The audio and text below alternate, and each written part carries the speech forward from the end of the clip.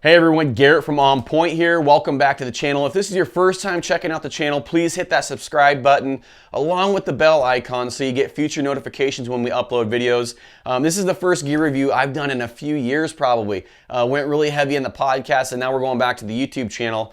And really excited about this product here, which is the Spot Hogg Fast Eddy Triple Stack. And this is actually the XL version, but I'm gonna be going in how to set up, how to sight in, how to get the most accuracy out of this setup for you. Some things most people don't think of when actually setting up their sight and setting up their peep and setting up, basically the sight tape and everything. There's a few tips and tricks I'm going to show you here, things that I've learned through the years that are definitely going to help you get the most out of your sight. So without any further ado, let's go ahead and get this thing mounted onto a bow and out to the range. Let's go.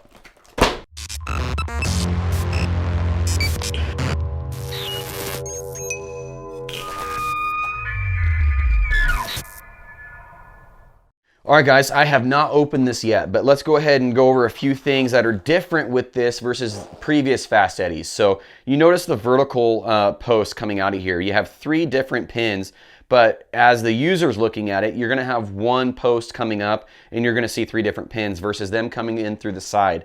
The benefit of that is basically covering up less of your target. I prefer just the horizontal pins because that's what I grew up with. That's pretty much what everybody grew up with. And it's just kind of a comfort zone for me. There would be a benefit to moving to this just because you're not covering up as much as your target. But it really doesn't bother me having the pins come in from the side. But for those of you that want to try this out or want to get used to it or get acquainted with it, really not a bad move there by Spot Hogg. I really do like that move. And another thing I want to point out here is that you have the pointers here, and I'll just take this out of the box, but you have the big selling point for me was the 3 pointers.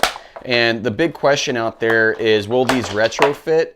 And they will absolutely, they will retrofit. You can buy them directly from Spot Hogg, but this is just basically the same screw on the old models. You unscrew that, you take out the old pointers, you put in this bracket, and then you can change where they're at on this little bracket here. They do retrofit. So really easy upgrade from Spot Hogg there, but it'll make a big difference for the guys that don't want to have to jimmy rig a 3rd pointer anymore, like me. And you guys can basically just use what they built, and it's a really bulletproof sight. So all right, so let's go ahead and show you my old sight versus the new sight and the way that it comes. So you see this L bracket right here.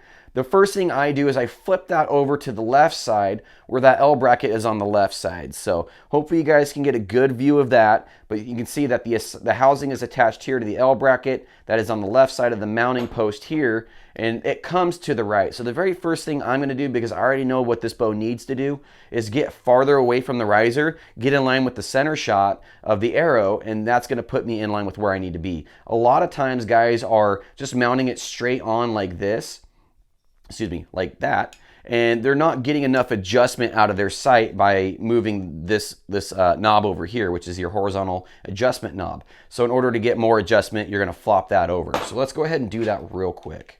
Perfect. So now you can see that I have both screws in here, the brackets on that side. I'm gonna open up a couple of these screws in here, and I'm gonna mount this housing onto that L bracket.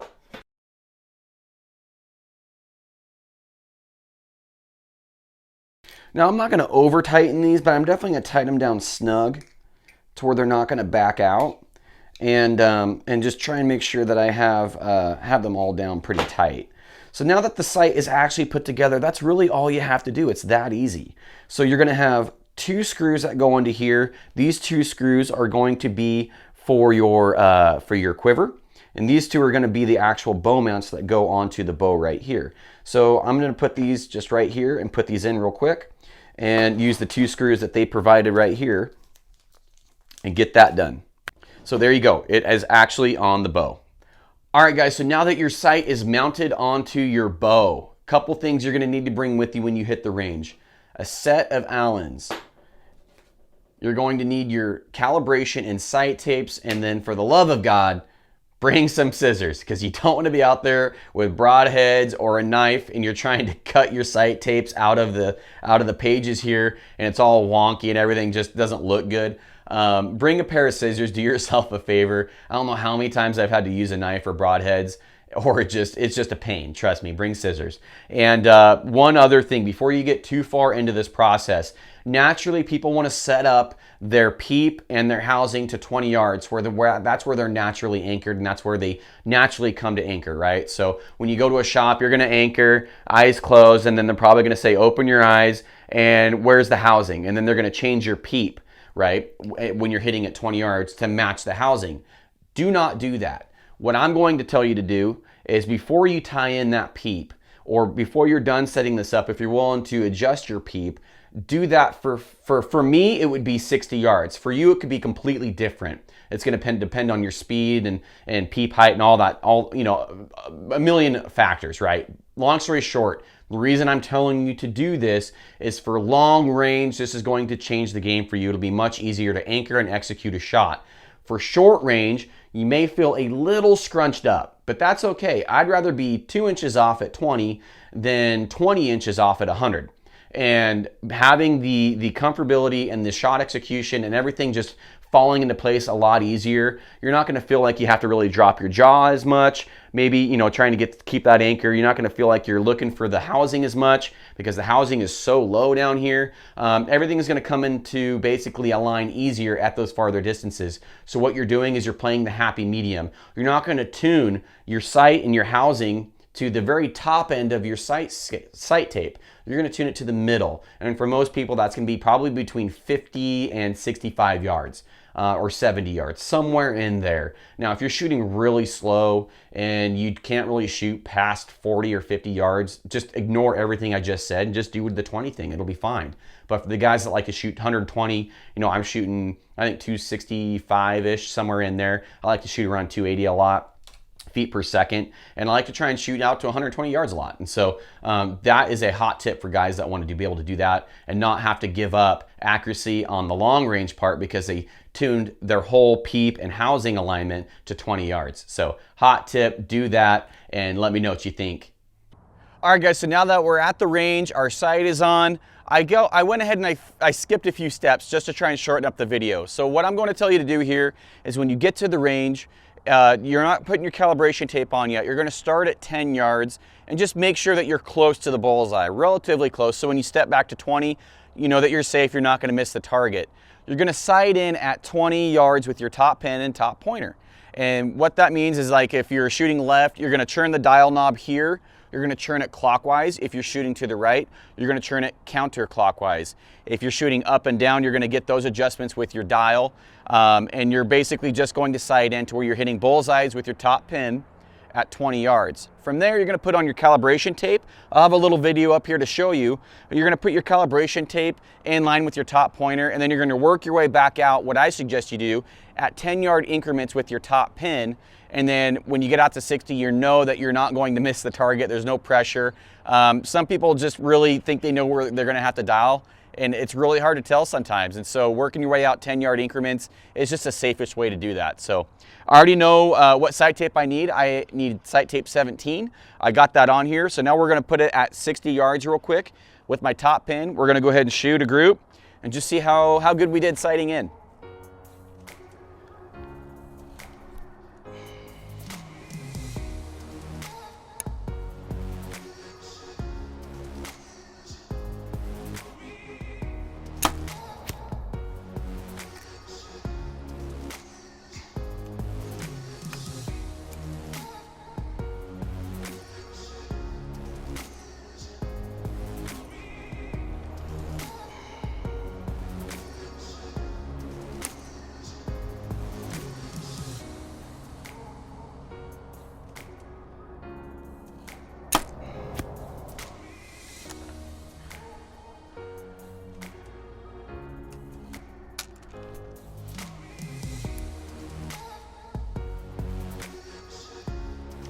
Last arrow.